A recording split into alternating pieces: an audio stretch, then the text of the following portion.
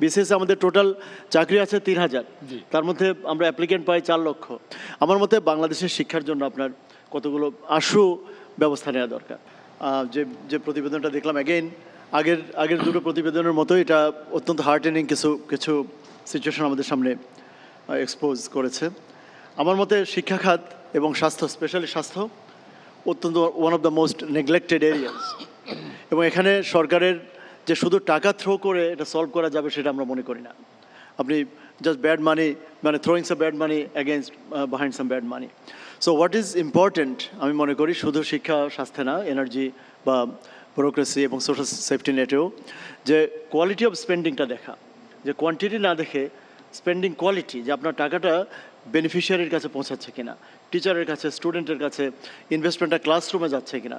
যেমন ধরুন মাননীয় প্রধানমন্ত্রীর যে ক্লিপিংটা দেখলেন যে 4 কোটি, যে পর্যায়ক্রমে 4 কোটি পরিবারকে যে ফ্যামিলি কার্ড দেওয়া হবে, তাহলে 4 কোটি যদি হয় তাহলে প্রতি বছর দিতে হয় 80 লক্ষ 5 বছরে অন্তত, যদি 5 বছর উনি সময় নেন। এবং আপনি দেখুন, অথচ একই ক্লিপিংয়ে আমরা দেখলাম যে এবছর দেওয়ার পরিকল্পনা হলো 40,000, 40,000। তো তাহলে 80 লক্ষের জায়গায় তাকে 100 দিয়ে ভাগ দিলে হয় 80,000, তারও অর্ধেক। আমি অসুবিধা মনে করি না, আমি মনে করি আসলে 4 কোটি পরিবারকে দেওয়ার যে পরিকল্পনাটা অরিজিনালি বলা হয়েছিল এটাই একটা মানে অ্যাম্বিশাস এবং আননেসেসারি। শুধু অ্যাম্বিশাস না, কারণ ওই যে বললাম যে আমরা সবাইকে নিশ্চয়ই আপনি একই প্রশ্ন, বা যেখানে বাংলাদেশের বিভিন্ন ইনকাম লেভেলের মানুষ আছে, বিভিন্ন সোশ্যাল স্ট্রেটার মানুষ আছে, সেখানে কোনো প্রয়োজন ছিল না যে 4 কোটি মানুষের, কারণ ইটস এ ভেরি, আমি অন্যান্য অনেক জায়গায় বলেছি, ইটস এ লেজি সলিউশন, যে আপনি হার্ড ওয়ার্ক করতে রাজি না, কারা ডিজার্ভ করে কারা করেন। বাট আমি ওই পলিসির সমালোচনা করতে যাচ্ছি না। আমার মতে বাংলাদেশের শিক্ষার জন্য আপনার কতগুলো আশু ব্যবস্থা নেওয়া দরকার। একটা হচ্ছে আমাদের কারিকুলাম, আমাদের স্পেশালি জাতীয় বিশ্ববিদ্যালয়, যেখানে প্রতি বছর 9 লক্ষ করে গ্র্যাজুয়েট বের হচ্ছে, টোটাল 38 থেকে 40 লক্ষ স্টুডেন্টস সেখানে। এই 9 লক্ষ স্টুডেন্টের, সেদিন আমি আমাদের বিডি জবসের প্রধান, উনি আজকেও দেখলাম এখানে আছেন, ওনার একটা কথা শুনলাম যে সবচেয়ে ওই 9 লক্ষের মধ্যে প্রায় 7 লক্ষই এমপ্লয়েবল না, মানে তাদের এখনও চাকরি দেওয়ার মতো। এবং পাবলিক ইউনিভার্সিটি মোটামুটি তারা বিসিএসের পেছনে যায়, এবং পাবলিক ইউনিভার্সিটি আপনি দেখুন বিসিএসে আমাদের টোটাল চাকরি আছে 3,000, তার মধ্যে আমরা অ্যাপ্লিকেন্ট পাই 4 লক্ষ, 3 লক্ষ। প্রাইভেট ইউনিভার্সিটিতে আমাদের প্রায় 105টা প্রাইভেট ইউনিভার্সিটি আছে। সো আমার মতে এই যে বিশাল 23 লক্ষ তরুণ তরুণীর মধ্যে আমাদের 23,000টাও কিন্তু ডিসেন্ট জবস আমাদের কাছে নেই।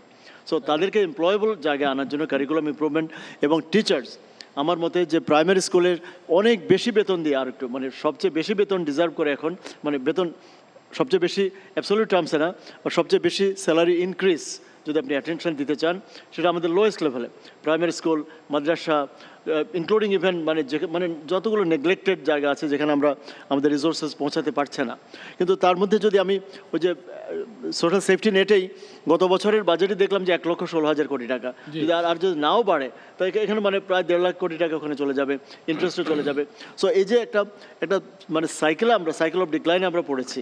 এটা হেলথে অ্যাগেন বর্তমানে যে হসপিটালগুলো আছে, আপনি নার্সেস আছে, আমরা একটা পরিকল্পনার কথা বলেছিলাম যে প্রত্যেক জেলার সিগনেচার হসপিটালগুলোকে নিয়ে, যেখানে ল্যান্ড একটা মানে 1 ছটাক ল্যান্ডও না কিনে, 1% ল্যান্ডও আপনি, মানে সবচেয়ে এক্সপেন্সিভ তো ল্যান্ড, সেটা না কিনে, যেহেতু ল্যান্ড আছে, বিল্ডিং আছে, পেশেন্টস আছে, ডক্টরস আছে, নার্সেস আছে, সেখানে মোর ইকুইপমেন্ট, মেডিকেল কলেজগুলোকে কীভাবে আমরা আরও স্ট্রেংথেন করতে পারি, হসপিটালগুলোর ক্যাপাসিটি কীভাবে বাড়াতে পারি, এক্সরে বা আমাদের যে ওটি রুমগুলো বা হসপিটাল বেডস, এখানে একটা প্রপোজাল আমি মানে সংক্ষেপে আমি এখনই বলতে পারি, সেটা হচ্ছে আমাদের যে ল্যান্ডগুলো আছে হসপিটালগুলোর মধ্যে, এটা যদি প্রাইভেট সেক্টরকে ধরুন 30 ইয়ার বা লঙ্গার পিরিয়ডের জন্য লিজ দেওয়া যায়, যে আমরা ল্যান্ড দিচ্ছি, তুমি এখানে বিল্ডিং বানিয়ে দাও, building could be ward, could be hospitals, could be doctors, could be medical college, এরপর তুমি 30 বছরে তোমার টাকাটা কমার্শিয়াল মানে ব্রেক ইভেনে উঠিয়ে নাও, তারপর আমরা আমাদের ল্যান্ডও ফেরত পাচ্ছি, আমাদের বিল্ডিংও ফেরত পাচ্ছি। ধন্যবাদ, আপনি অনেক অল্প সময়ের মধ্যে অনেক কিছু বলেছেন, এই জন্য আপনাকে ধন্যবাদ। আমরা এখন ফ্লোরে যাব।